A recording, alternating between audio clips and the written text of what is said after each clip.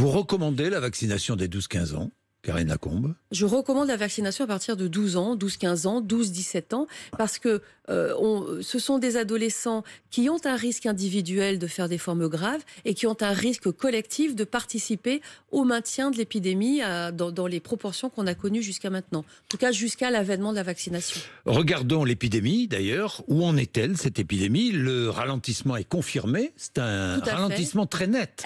Vous le constatez dans votre hôpital? Oui. Bien sûr, bien sûr. Bien sûr. Et on voit bien d'ailleurs que les personnes qui arrivent actuellement à l'hôpital avec un Covid sont des personnes qui ne sont pas vaccinées ou qui sont vaccinées alors qu'elles ont une immunodépression qui font qu'elles ne développent pas d'anticorps. On a quelques personnes qui arrivent doublement vaccinées, mais avec des tableaux cliniques pas du tout de la sévérité qu'on avait elles ne se en dehors retrouvent de la pas vaccination. en réanimation. Tout à fait. Là, très, très récemment, début de semaine, on a des personnes âgées qui sont arrivées avec double vaccin, 87 ans, qui auraient développé une forme grave quand on était au cœur de l'épidémie et qui là vont sortir. Donc au le bout de 2 vaccin jours protège, c'est confirmé. Absolument. C'est bon.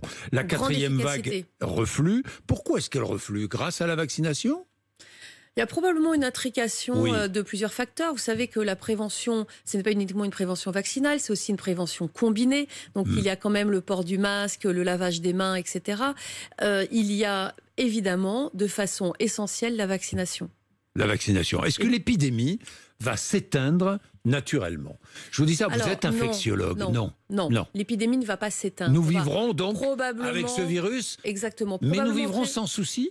On devrait vivre avec beaucoup moins de soucis. On va rentrer dans une phase endémique, c'est-à-dire que avant que le Delta n'arrive, on espérait pouvoir se débarrasser un jour du SARS-CoV-2, de ce coronavirus qui nous a quand même énormément impacté depuis 18 mois. Avec le Delta qui est arrivé et avec probablement des réservoirs animaux qui ne sont pas pour l'instant identifiés, mais on suppose qu'il y a un réservoir animal dans lequel le virus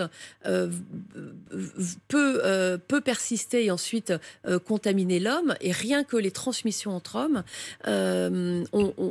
on est dans une phase endémique. Donc, on va continuer à voir arriver dans les hôpitaux des personnes atteintes de Covid-19.